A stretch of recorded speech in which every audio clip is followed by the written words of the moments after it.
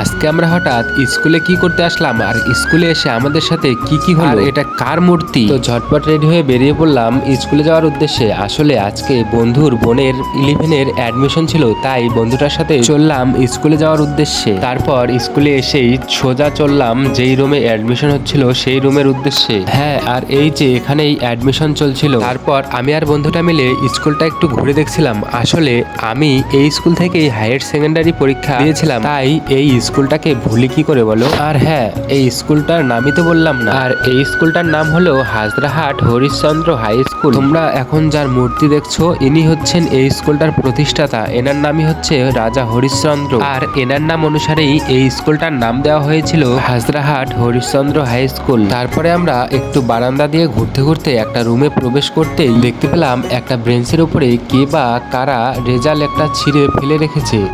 कौन है ये लोग? कहां से आते हैं?